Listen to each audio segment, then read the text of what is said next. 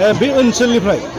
जोंनि बिरोधि पक्षखौ जोङो गोरलैयैनो फेजेननो हागोन होननानै जोङो दिनै अनुमान खालामनो हायो। बिथाङा थाबाबो बे ओनसोलाव दिनैनि दिनाव बिपिएफ राजनितिक दोलोखौ गुबुन राजनितिक दोलोआ खुनु दिन फेजेननो हानायनि रावनिबो आखायाव क्षमता गैया।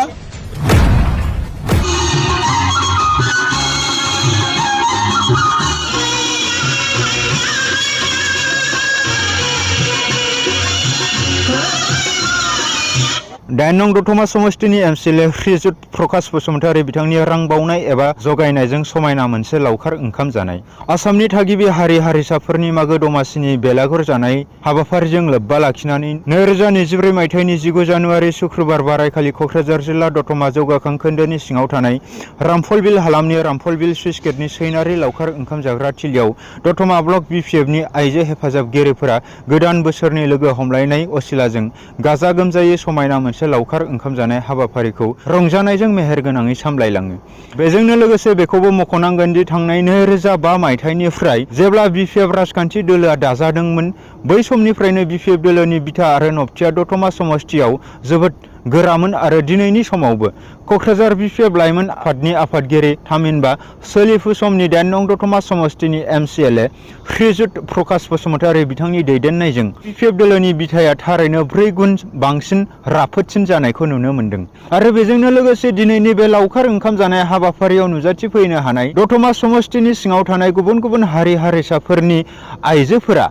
लैहोर लैहोर नुजाथिफैनाय नुथायखौ बिजिरोब्ला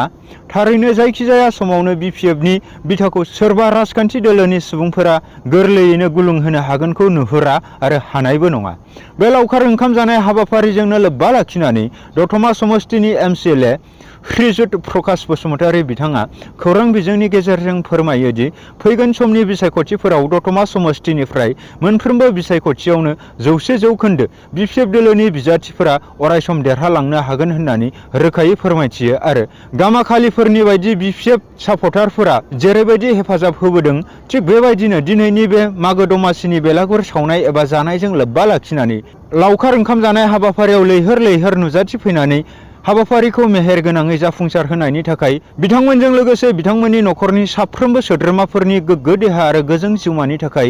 इसोरनि खाथियाव आरज गाबदों बिथां एमसिएलएआ। दतमा समष्टियाव नोंथाङा बिपिएफनि आइजोफोरनो मोनसे लावखार ओंखाम जानाय एरेन्ज खालामदों, मा फोरमायनो सानो? गोबाव सम जाबायमोन जों बेबायदि 11टा प्राइमारि बिपिएफनि बे आइजो गांखंनि जोंनि बिबाजै बिनानावमोनजों जोङो बेबायदि रंजानो मोनो। दिनै खोब मोजां मोनदों जे लावखार ओंखाम जानायखौ दिनै आङो दतमा ब्लक बिपिएफनि जानानै बेखौ आयोजन खालामदों। बेवहाय जोंनि साफ्रोमबो दैदेनगिरिजों लोगोसे बिभिन्न स्तरनि दैदेनगिरिजों लोगोसे जोंनि भटार रायजोफ्रा बेवहाय फैनानै लैहोर फैनानै जे लावखार ओंखाम जानायाव बाहागो लाफैदों बिथांमोनखौ आङो आंनि गोसो गोरबोजों बरायदों आरो लोगोसे बिथांमोननि जे न'खर बिथांमोननि जे न'खर संसार जानाय बेखौ बोसोर गोदान जे 2024 बेवहाय 365 दिनाव बिथांमोननि न'खराव सुखि शान्तियै बिथांमोना न'खर रायजो खुंलांनो हादों, बिथांमोना सुस्थ' मोनसे परिबेसाव बिथांमोना थांनानै थानो हादों बेखौ आङो अबंलावरिनि खाथियाव बिबाय। आरो लोगोसे फैबाय थागोन समाव जोङो बिपिएफ राजनितिक दोलोनि जानानै बे ओनसोलनिफ्राय जोंनि बिरोधि पक्षखौ जोङो गोरलैयैनो फेजेननो हागोन होननानै जोङो दिनै अनुमान खालामनो हायो। बे रोखा आरो फैबाय थागोन समाव जिखि इलेक्सन जाया मानो बेवहाय दतमानि रायजो राजाया बिपिएफ राजनितिक दोलोनि नीति आदर्शखौ जों थाफागोन। फैबाय थागोन समाव निस्सय 100% जोङो मोनथाम इलेक्सन जोंनाव सिरियालि जायो। 2024आव एमपिनि इलेक्सन, 2025आव बिटिसिनि इलेक्सन जागोन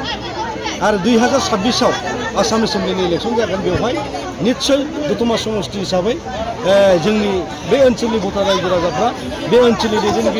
दैदेनगिरि बिथांमोना देरहाहोनायाव एकदम गोरलैयैनो हेफाजाब होनो हागोन होननानै आंहा बिसास आरो बिथांमोनखौ आं खावलायगोन फैबाय थागोन समनि थाखाय जाहाथे बिथांमोना बे ओनसोलनि रायजो राजाफ्रा जाहाथे जोंनि बिपिएफ राजनितिक दोलोनि बिरोधि पक्षखौ फेजेननो जाहाथे साखाफारा जायो आं बिथांमोनखौ आंनि गोरबोनिफ्राय बिथांमोनखौ आं खावलायो। गमामायैनो दिनै बिभिन्न जाथि जनगोष्ठीनि बिपिएफ दोलोआव हेफाजाब होनाय आइजोफोरा दिनै नोंथांनि लावखार ओंखाम जानायाव दिनै नुजाथिफैदों, बेसेबां गोजोननाय फोरमायो? बाहाय बुंनांगौ जेबो बाथ्रा गैया 100% रोखा बेवहाय आङो बे ओनसोलनि बे बिटिसि समष्टिनि दतमा समष्टिनि आं एमसिएल हिसाबै निस्सय गोजोननायाथ' बेवहाय रोखाखा आं बेवहाय 100% गोजोननाय दं आरो बिथांमोनखौ आं खावलायगोन फैबाय थागोन समाव बिभिन्न जाति जनगोष्ठीनि गेजेराव जों खौसेथि आरो अनलायनाय आरो जौगाखांनायनि खामानि मावनो थाखाय बिपिएफ राजनितिक दोलोखौ लैहोर लैहोर फैनानै थांनाय समफ्राव जेरैबायदि सहाय खालामबोदों बेबायदिनो फैबाय थागोन समावबो बिथांमोना जोंनि बिपिएफ राजनितिक दोलोखौ सहाय खालामगोन आङो जोंनि बे दतमा ओनसोलनि रायजो राजाफोरनि सायाव आंहा 100%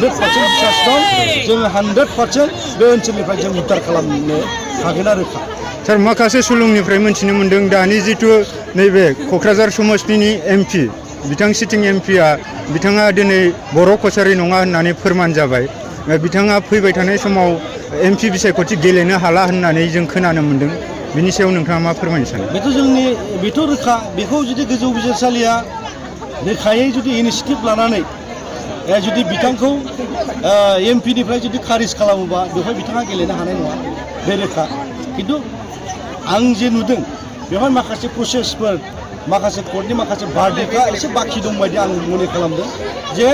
बिथांनि जे एसटिनि जे सार्टिफिकेट बेखौ दिनै जोंनि मानिजाथाव जे हाइकर्ट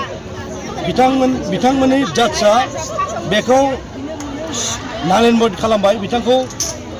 बिथाङा जे एसटि नङा बेखौ फोरमान होबाय एमपि खारिज जागोन आरो बिनि उनावहाय बिथाङा हयथ' जोंनि बे 5 नं लकसभा समष्टियाव बिथाङा एमपि गेलेनो मोनगोना थुंगेबाय होननानै जों दिनै रोखा बुंनो हायो आरो बिथाङा थाबाबो बे ओनसोलाव दिनैनि दिनाव बिपिएफ राजनितिक दोलोखौ गुबुन राजनितिक दोलोआ खुनु दिन फेजेननो हानायनि रावनिबो आखायाव क्षमता गैया बिथाङा थाबाबो बे ओनसोलाव दिनैनि दिनाव बिपिएफ राजनितिक दोलोखौ